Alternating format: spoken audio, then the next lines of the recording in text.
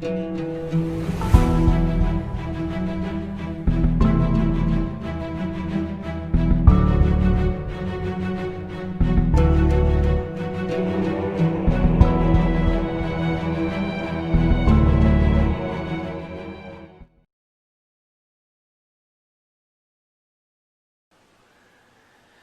are not checked by your performances. You are checked by how you handled failures.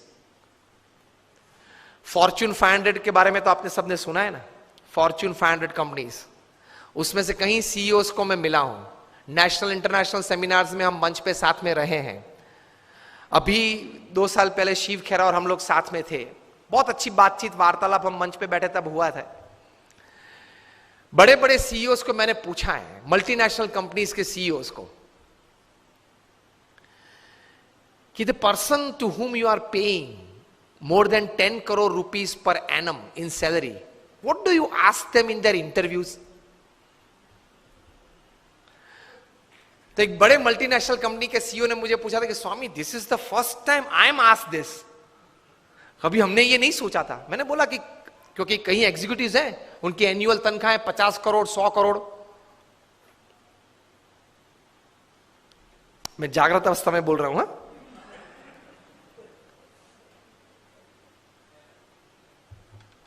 ये बहुत बड़ी software बनाने वाली कंपनी है,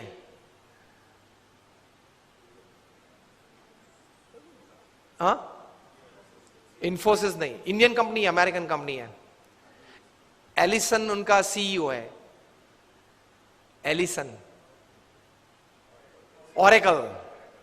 ऑरेकल कंपनी है, आप नेट पे जाके ऑरेकल खोलना, एलिसन नाम डालना और उनकी तनख्वाह आप देखना। पिछले 5 साल की उनकी एवरेज तनख्वाह है $400 million per year. Silence. $400 million, $1 million मतलब 65 करोड़ गिन लो, चलो राउंड फिगर 70 करोड़ गिन लो। $1 million is, that is $10 lakh is 7 crore rupees. So 400 million is 2800 crore rupees per annum salary. अब देख लेना, मैं नाम देता हूं, Ellison, ELLISON, he is the CEO of Oracle. अब नाम देख लेना। अभी परसों ही आपने सुना होगा सुंदर पिचाई का, गूगल के सीईओ, पर डे की सैलरी 3.5 करोड़। परसों ही न्यूज थे, हाँ 2 दिन पहले न्यूज थे, in the print media it is today, electronic media में 2 दिन पहले आ गए थे ब्रेकिंग न्यूज में। लास्ट ईयर फाइनेंशियल ईयर की पूरी सैलरी उनकी 1285 करोड़ थी,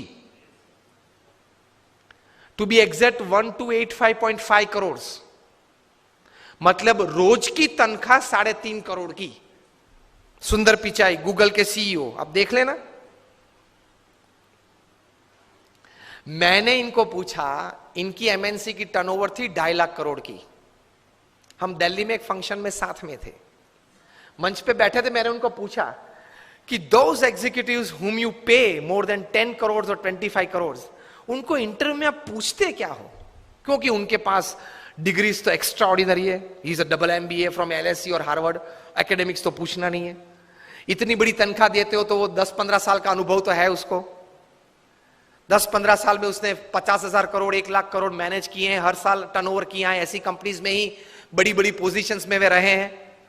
तो उनको नेटवर्किंग में पूछना नहीं है, एडमिनिस्ट्रेशन में पूछना नहीं है, HR में पूछना नहीं है, मैनेजमेंट में पूछना नहीं है, ग्रोथ के बारे में आपकी क्या सोच है वो पूछना नहीं है।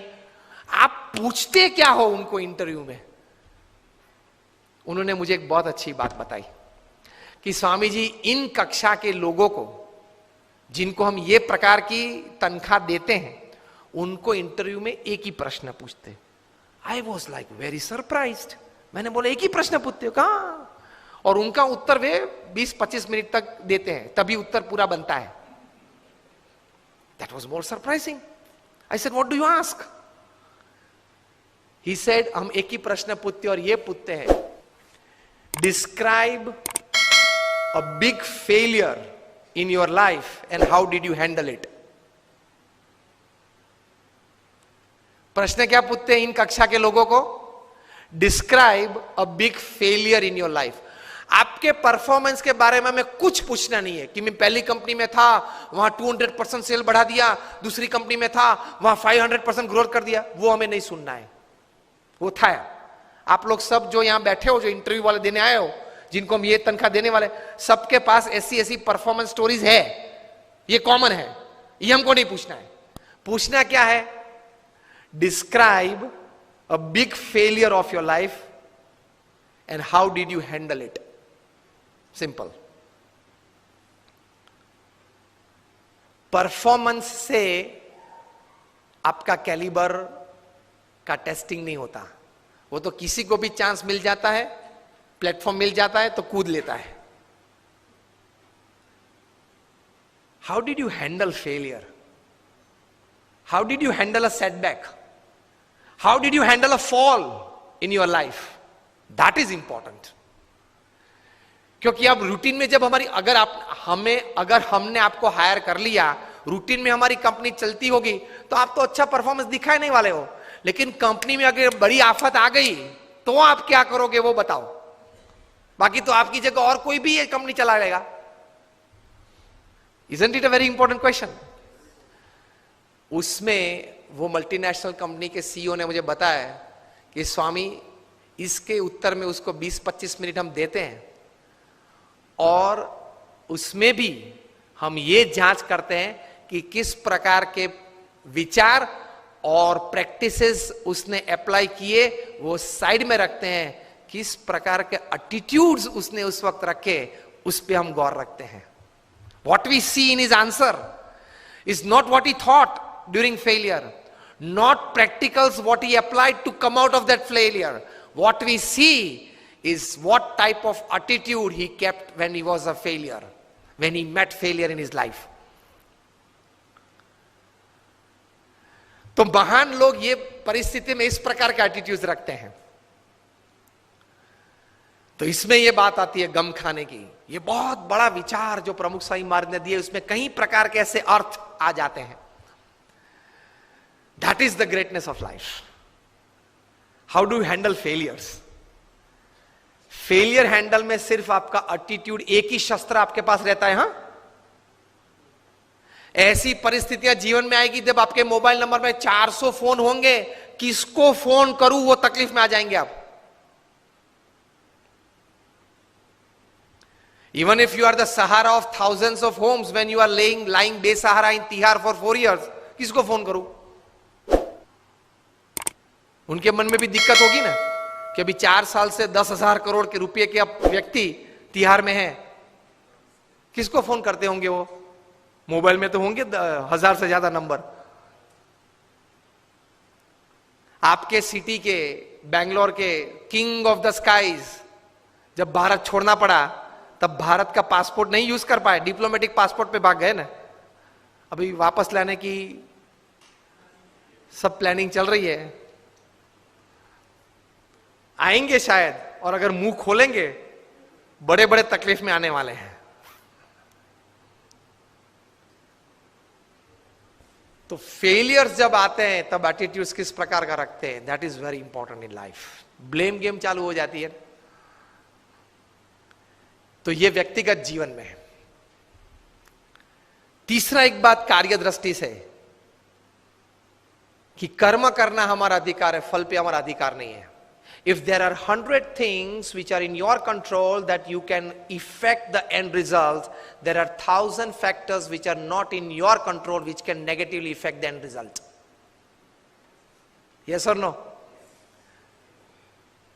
आपने बड़ा अच्छा धंधा चालू कर दिया लेकिन गवर्नमेंट की पॉलिसी बदल गई तो? आपने स्टैंड का धंधा चालू कर दिया और गवर्नमेंट ने कैप रख दी, क्या करेंगे? रख दी है, और कहीं कैप्स आने वाली है।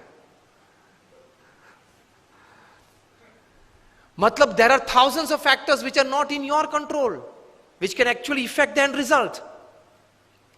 इसलिए श्रीमद् भगवद गीता में भगवान श्री कृष्ण ने लिखा है कि you do your job in the best knowledge and the best practices that you have, and result Lord Krishna says I will decide. आपके पूर्व के जो कर्म हैं, आपने जिस भावना से वो कर्म किया है, जिस स्वार्थ से वो कर्म किया है, जिस एक दोनों को धक्का मार के आगे निकल गए हो, वो सब भी गिनती में तो लेना पड़ेगा ना। वो सब वो हिसाब से फाइनल रिजल्ट आता है। अगर ये बात को समझ ले तो आप कभी डिप्रेशन में नहीं आओगे, कभी स्लीपिंग पिल की आपको जरूरत नहीं पड़ेगी।